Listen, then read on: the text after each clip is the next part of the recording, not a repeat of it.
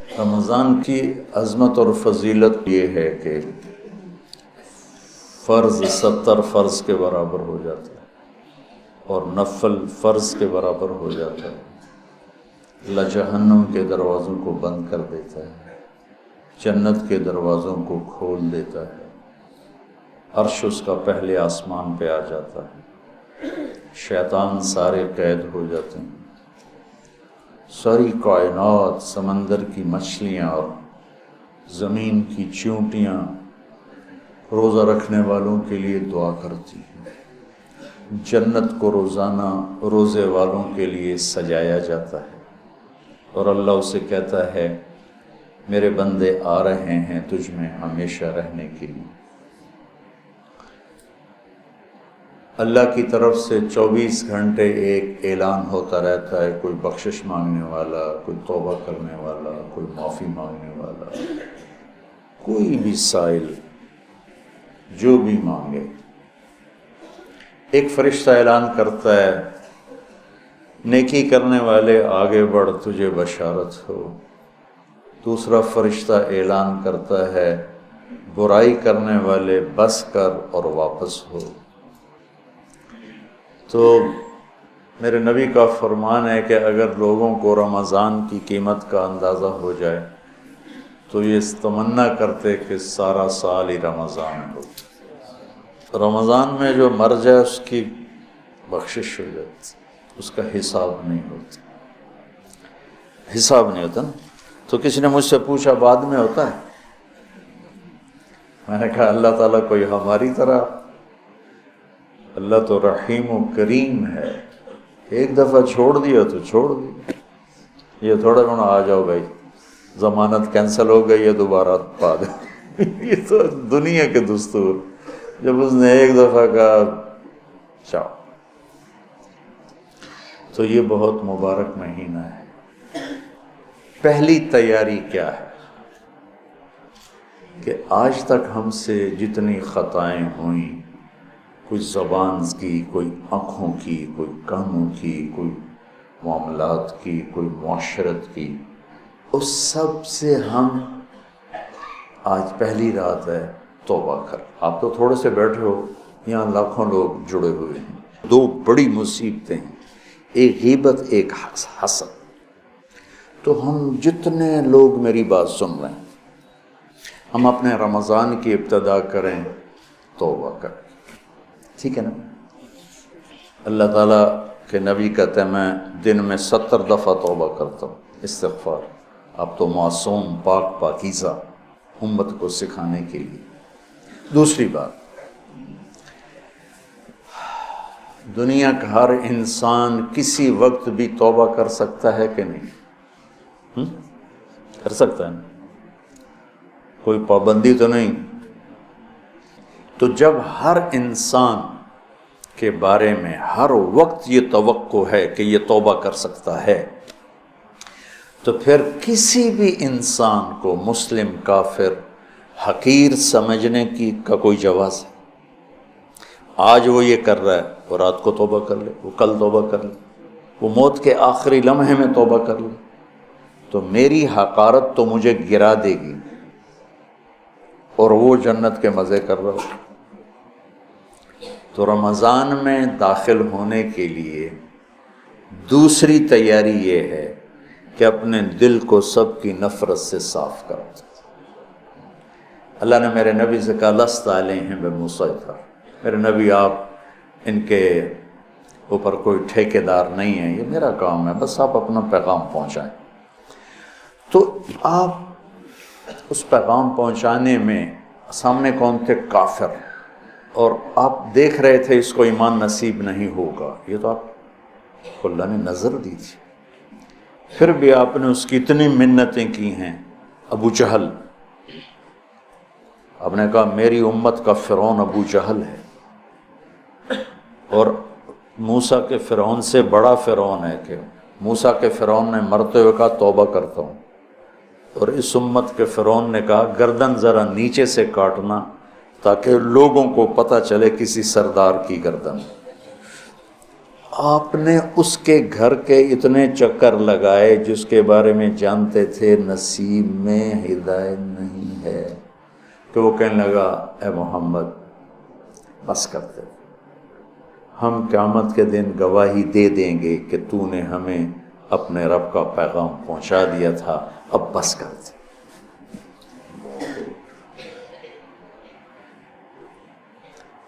اب دیکھتے نہیں جو مریض لا علاج ہوتا ہے ڈاکٹر کہتے ہیں جب لے جائے اس کا کوئی علاج نہیں، اس کو ہاسپٹل سے فارغ کر دیتے ہیں، گھر لے جائیں کوئی علاج نہیں، اور میرے نبی دیکھ رہے ہیں اس کا کوئی علاج نہیں، پھر بھی اب اس کی محنت کرتے جا رہے ہیں کرتے جا رہے ہیں کرتے جا رہے ہیں۔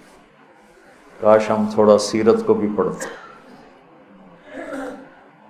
پھر مجھے خواجہ صاحب یاد آ جاتے ہیں، سکھری تروش منصوری نو ٹھپ رکھ کنز کدوری نو، ہادی نہ سمجھ ہدایہ کافی نہ سمجھ کفایہ، کفایہ کافیہ وزن شعر کی وجہ سے، ہادی نہ سمجھ ہدایہ کافی نہ سمجھ کفایہ، کر پرز شرع وقایہ ایو دل قرآن کتاب۔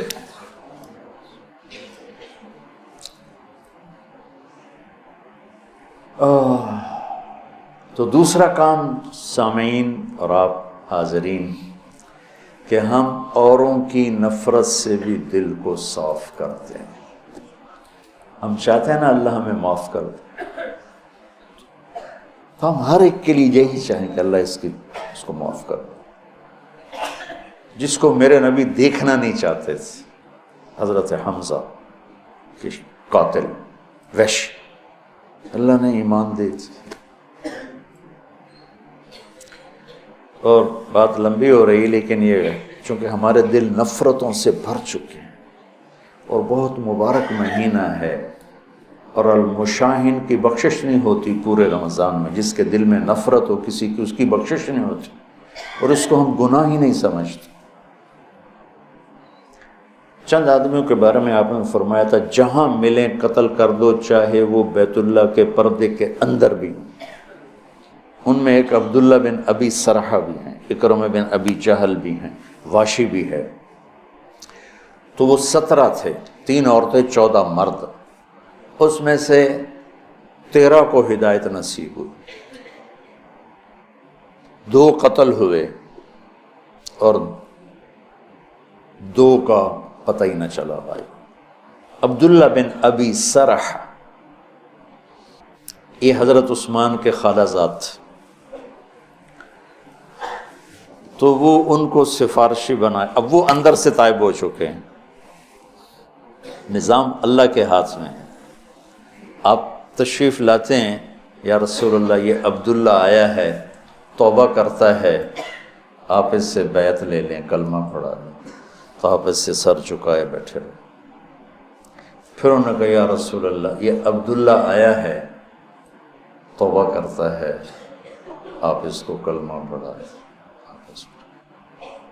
پھر کہا یا رسول اللہ یہ عبداللہ آیا ہے توبہ کرتا ہے، آپ اسے کلمہ پڑھا دیں۔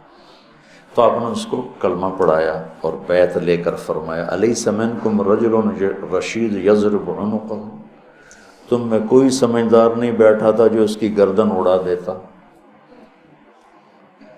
تم دیکھ نہیں رہے تھے کہ میں اس کا ہاتھ اپنے ہاتھ میں نہیں لے رہا تھا، تو تم سمجھے کیوں نہ، اس کی گردن کیوں نہ اڑائے؟ کہ یا رسول اللہ ہمیں پتہ نہیں چلا، آپ ہمیں اشارہ کر دیتے۔ تو آپ نے فرمایا نبی خیانت نہیں کرتا ہے، نبی میں خیانت نہیں ہوتی کہ میں ادھر ہاتھ بڑھاؤں ادھر تمہیں اشارہ، یہ نبی کی شان سے پاک ہے۔ میں قربان جاؤں اس کی رحمت پر۔ اور موت کیسے آئی؟ کہ مصر کے گورنر بنائے گئے حضرت عمر کے زمانے میں، حضرت عثمان کے زمانے میں۔ فجر کی نماز پڑھا رہے تھے، نماز کے بعد ایک طرف سلام پھیرا السلام علیکم ورحمۃ اللہ، اور دوسری طرف پھیرنے سے پہلے ہی گر کے انتقال ہو گیا۔ انہوں نے کہا تو صحابی ہونا ہی کافی تھا، لیکن اگر موت کیسے؟ تو جب اللہ فیصلہ فرماتا ہے تو اللہ کے نبی 3 دفعہ رکے رہے، پھر آپ نے بیعت لی۔ تو لہٰذا میرے عزیزو، سامعین، حاضرین، سب سے دل صاف کر دو، سب سے نیت کرتے ہو۔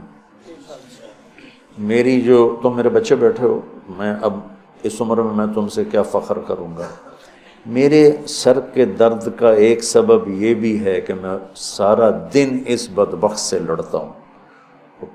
کبھی ادھر سے کمی آتی ہے، یہ نہیں کہ کمی آئے گی نہیں، کبھی ادھر سے نفرت آتی، ادھر سے کمی آتی، اور میں جھاڑو لے کے اسے صاف کرتا رہتا ہوں، یا اللہ میرے دل میں کسی کی نفرت نہیں۔ سوتے ہوئے میں کہتا ہوں یا اللہ میرے دل میں کسی کا بغض نہیں، میں نے اپنے دل کو سب سے صاف کیا، صاف کیا، صاف کیا۔ آپ کو پتہ جب آدمی مشہور ہوتا ہے تو محبت کرنے والوں کے ساتھ تیر انداز بھی آ جاتے ہیں۔ وَنَصَبْنَنِي غَرَضَ الرُّمَاةِ تُصِيبُنِي مَحْنٌ أَشَدُّ عَلَى السُّيُوفِ مَضَارِبًا، کہ مجھے ایسے تیر مارے زمانے نے کہ میرے جگر کے پار ہو کے ٹکڑے ٹکڑے کر دی۔ متنبی۔ جامعۃ الحسنین، تعلیم سے دنیا میں مثبت تبدیلی۔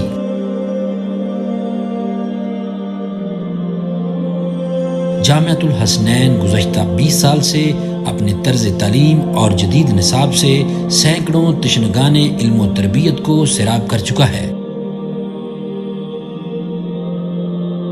زکوٰۃ، صدقات اور عطیات کو تعلیم کے لیے مختص کریں۔ تعلیم کے لیے آپ کا تعاون معاشرے کی قسمت بدل سکتا ہے۔ جامعۃ الحسنین کا پیس ٹرسٹ اکاؤنٹ نمبر ہے 040701022892230۔ براہ کرم بھیجی گئی رقم صدقہ، زکوٰۃ یا عطیات میں سے ہے۔ اپنی ڈپازٹ سلپ پر اندراج کرنے کے بعد اس نمبر پر واٹس ایپ کریں۔ نمبر ہے 031631100000۔